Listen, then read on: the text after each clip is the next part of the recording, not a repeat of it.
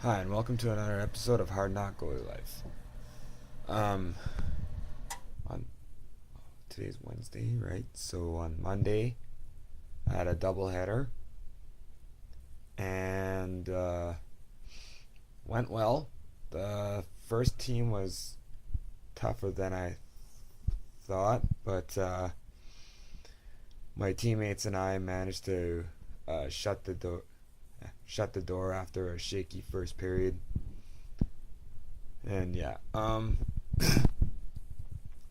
the first goal scored on me in that game was a shot that I made to save, and while the rebound didn't go very far out, it's it's still gonna it was still laying in front of me, and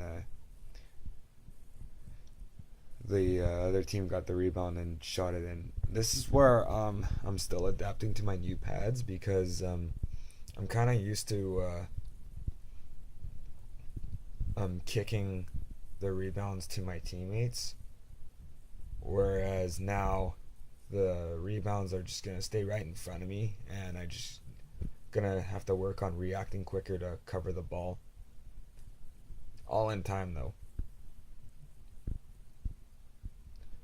And the second goal scored on me. There was one guy from the other team that made a few nice moves, and then we left the one girl wide open at the side of the net for the tap in. Now, okay, like don't kick yourself too hard if as a goalie, you get beat by a backdoor pass to someone wide open at the side of the net. Like obviously that person should not be open like that. But it would help though if you take a quick glance at your back door just to see if there's someone open there, and if you know someone's back door, you can anticipate them trying to pass it over. That way you could slide across and make the save, which I unfortunately did not do that. I can sometimes identify when someone's back door, but there I did not. It's not always easy. It is what it is. But I felt like after that all of us, including myself, we all settled down and shut the door and just took over from there. Um,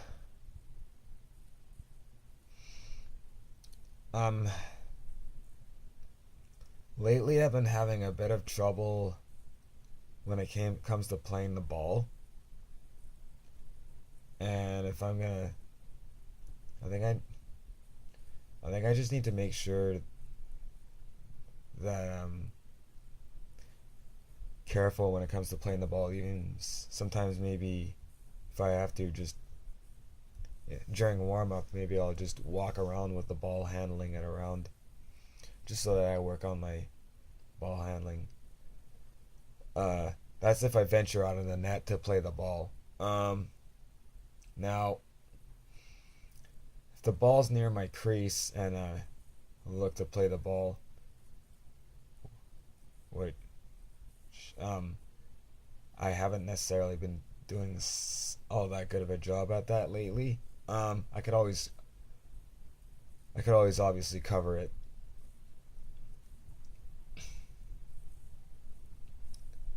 So okay, so the second game was once again one of those games where. Oh wait, let's go back to the first game first. Sorry. The other team's goalie played good. We needed to make him move to score because he was stopping a lot of the long shots. I mean, the first goal was a rebound. The second goal was a backdoor pass for the one timer, and the third goal was a deke, which I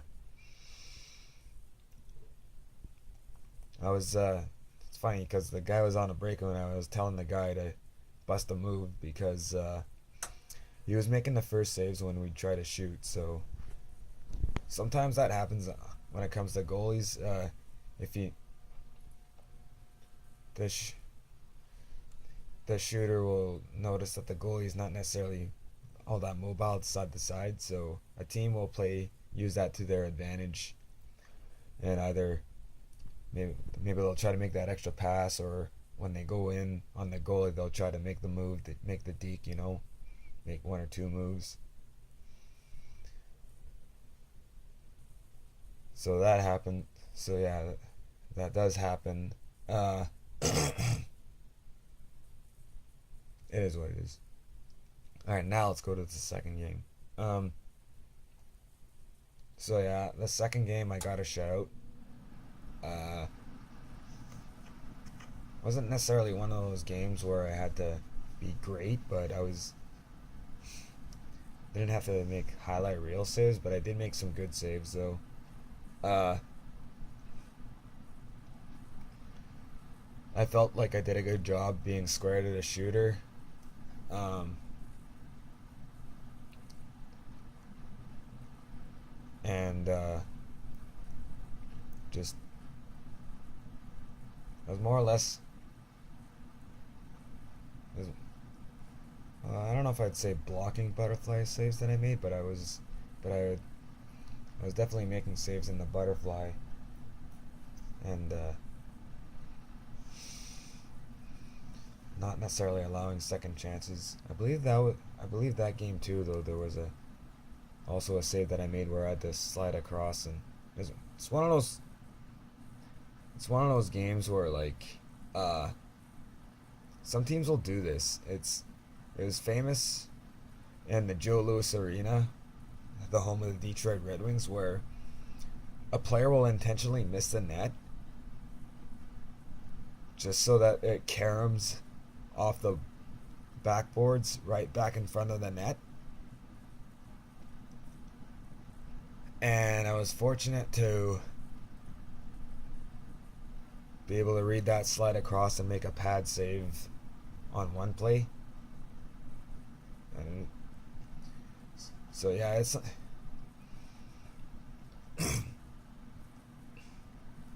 so yes, and sometimes it's the case in my league where you'll score you'll get chances to score that way. It's more or less a matter of if, as a goalie, if you're able to react fast enough and slide across fast enough for when they do that, or if you have to stay a bit deeper in your net if you know it's coming. And fortunately, that Monday night, I made a save where the other team tried that, and I slid across and made the save. And we've actually scored a goal that way, where the shot missed the net, and one of our girls got the rebound, was there to tap it right in. Yep. I think the best save that I it was debatable between one giveaway where I more or less went down in the butterfly, and I think it was a bit of a blocking butterfly save, and then covered the rebound. And then there was that, and then there was also the poke check that I made on the breakaway, where if you as a goalie, if you're gonna poke check a player on a breakaway, sometimes you better make sure that you read the player's positioning and if they've got control of the ball.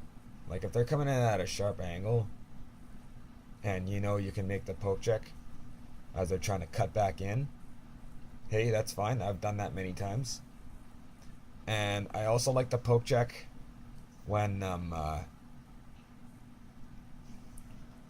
player has trouble handling the ball, fumbling it quite a bit, which that was the case there. I was able to poke check the ball away there. Okay, so that's it for the games. There's one more thing I'd like to talk about.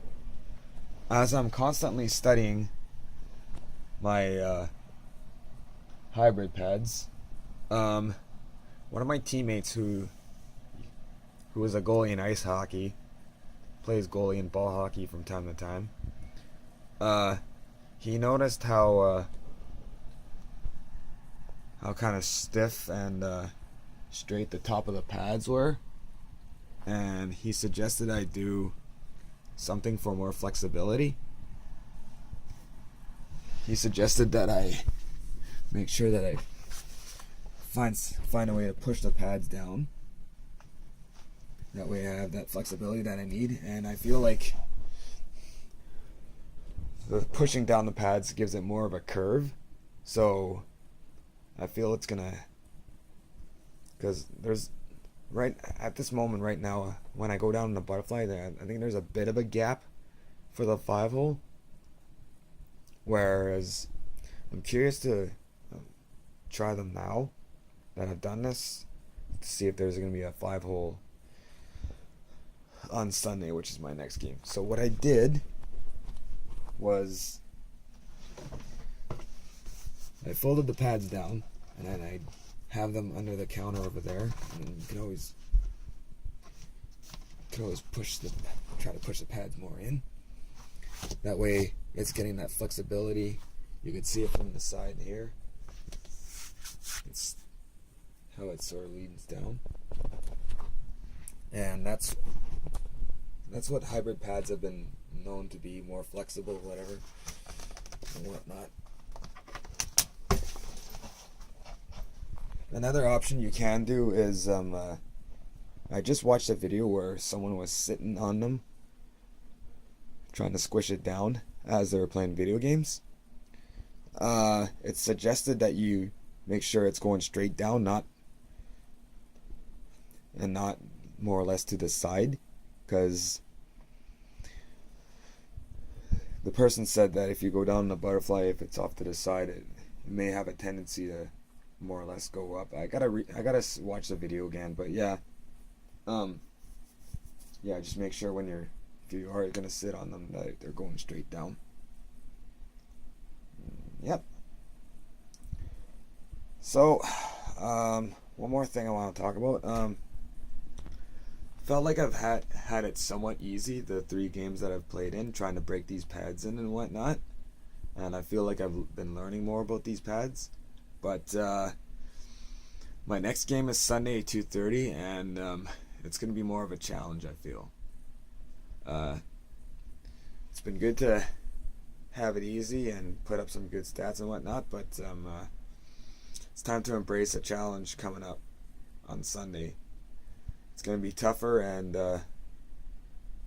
but I just need to make sure that I still believe in myself and keep working on what I'm working on. And